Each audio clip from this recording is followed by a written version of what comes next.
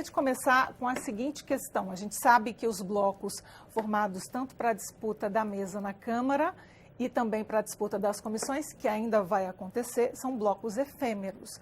Mas eu gostaria que os senhores declarassem aqui a posição dos senhores nessa legislatura, ou pelo menos no início do jogo político, para que quem nos acompanha pela TV Câmara e pela Rádio Câmara pudesse entender. Esses blocos são blocos eventuais, blocos para o momento. Então, por exemplo, a eleição da mesa, então você faz um grande bloco, pega vários partidos, claro que partidos até ideologicamente um pouco mais afinados, tá? E depois esses blocos também funcionam para a formação das comissões, porque as comissões aqui, elas são escolhidas na proporcionalidade dentro do bloco. Tá? Então, exatamente por isso você forma esses blocos. Mas esses blocos, normalmente, pós-eleição da mesa, escolhidos os membros da mesa e escolhidos os presidentes de comissões, eles já se desfazem. E cada partido passa a fazer os seus encaminhamentos em plenário. Então, esse foi um momento e, logicamente, daqui um pouco, outro momento acontecerá. Até porque nós teremos uma série de projetos que aí o bloco também já tem posições divergentes, então nem sequer um líder desse bloco poderia falar por todos, porque, volto a dizer, as opiniões são totalmente divergentes. Então não posso adiantar que o PSC é governo. Não, eu acho que hoje ninguém é governo, ninguém é oposição. Acho que o que você vai fazendo é agora trabalhando. Por outro lado, eu não acredito muito, Aline, que aqui nós vamos ter oposição muito radical, ou também governistas tão apaixonados.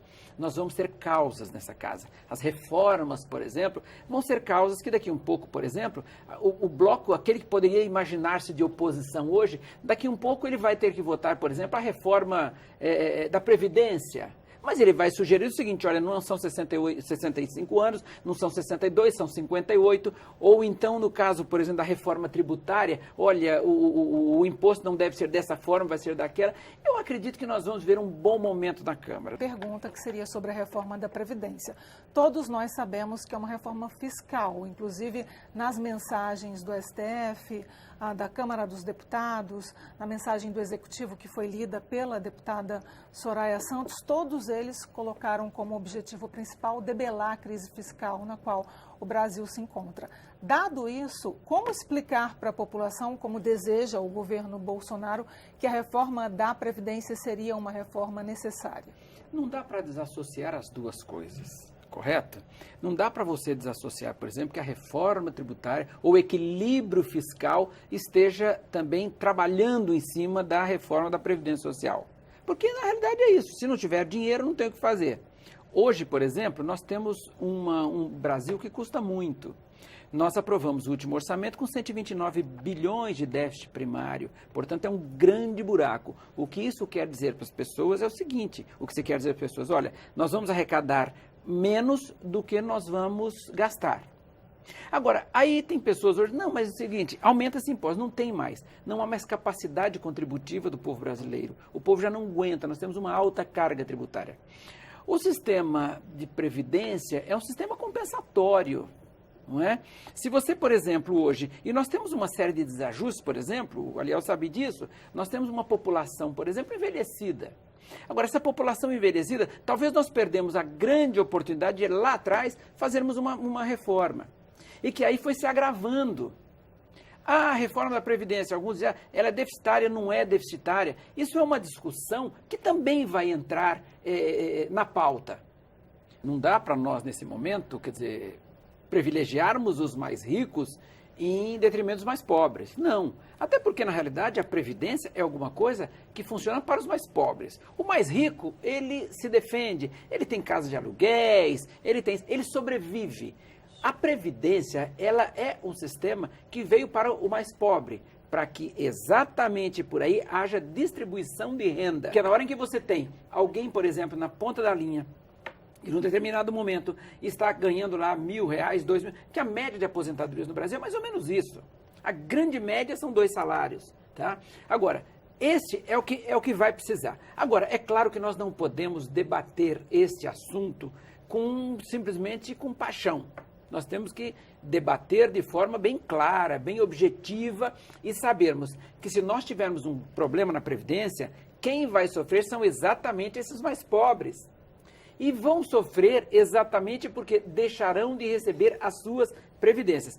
Claro que não dá para você encontrar alguém na rua, por exemplo, e falar, olha, eu me aposentei com 5 salários, hoje eu estou com 2 salários. Alguma coisa está errada. Esta pessoa perdeu a sua qualidade de vida. Essa pessoa perdeu a sua condição de viver um pouco melhor, porque ela contribuiu para isso.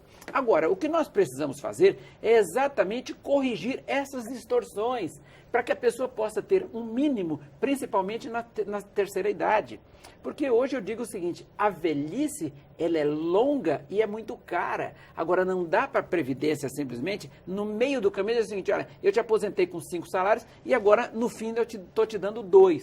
Porque essa pessoa vai estar na total dependência, essa pessoa não terá mais, os seus planos de saúde normalmente acabam, tá? Porque acabou não pagando plano de saúde, ela perde plano de saúde, os planos de saúde também já não atende mais, quer dizer, então é um grande problema que sofrem as pessoas hoje. E tudo isso dado por uma previdência que lamentavelmente não fez a sua lição de casa, não se corrigiu. E aí, o que não pode é este aposentado pagar o preço disso. Agora, claro que o Congresso Nacional tem a grande responsabilidade que com muita tranquilidade, sem nenhuma paixão, tá? Discutir esse assunto, porque esse assunto precisa ser discutido o mais breve possível. Senão nós teremos, além do aprofundamento da crise, nós teremos uma sociedade que vai estar muito mais angustiada e principalmente aqueles da terceira idade que são os que mais sofrem. O que seria feito nesse sentido de reforma dos tributos no Brasil? E também não é uma proposta muito ambiciosa de um governo, um único governo, fazer 2 reformas, 2 propostas de emenda à Constituição? Eu tenho sempre dito o seguinte, o melhor imposto é o menor imposto recolhido de uma base maior. Não dá para nós trabalharmos simplesmente, olha, isenção aqui, isenção ali. Não, acho que a gente tem que dar uma serenidade nessa coisa de impostos.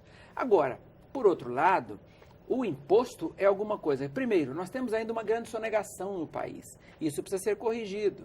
São os ralos que vazam. O que poderia ser feito por meio de projeto de lei, por exemplo? Eu acho que aí, essa é uma coisa que, inclusive aqui na Câmara, nós tivemos uma comissão que estudou de forma muito profunda isso, que o nosso colega do Paraná, o Rauli, por exemplo, trabalhou muito essa coisa. E na minha forma de ver, do pouco que eu entendi do projeto dele, é um dos projetos mais perfeitos que eu encontrei nessa minha caminhada de reforma tributária. Tá? Agora, o que não dá? Principalmente, eu acho que hoje, o deputado Aliel tem muita razão, quando nós acabamos dando uma série de isenções para tanta gente. Bom, mas então eu tenho que trazer alguém, para isso eu tenho que dar isenção. Mas só que quando eu dou isenção para ele, para aquele, eu perco esse tributo e o que estava aqui também já quer novas isenções. Ah, mas nós temos um problema da economia estar globalizada. Eu acho que tudo isso nós precisamos estudar. Tá? Nós precisamos acabar com a guerra fiscal nos estados, que esse é um grande problema também. Que é uma proposta muito antiga. Por exemplo, daqui um pouco você pega um estado vizinho do outro, São Paulo e Minas Gerais. São Paulo cobra X de ICM, daqui um pouco na rua do lado, que normalmente esses estados são muito próximos, na esquina do lado, o governo de Minas vem dizer, olha, eu vou conseguir em vez de 17, eu te cobro 12. Tá bom, e como é que fica essa mão de obra? Como é que fica essa estrutura do estado que já depende daquela arrecadação? Então, essa é uma guerra fiscal também que precisa ser corrigida. Agora, tudo isso, eu acho que esses 2 temas são tão apaixonantes e precisam ter uma profunda conciliação, uma profunda discussão nisso, para que a gente possa chegar num denominador comum. Porque, caso contrário, e se a Câmara não fizer esse papel neste momento, principalmente uma Câmara que se instala agora, um Senado que se instala agora, dificilmente nós vamos conseguir corrigir isso depois e vamos perder uma grande oportunidade.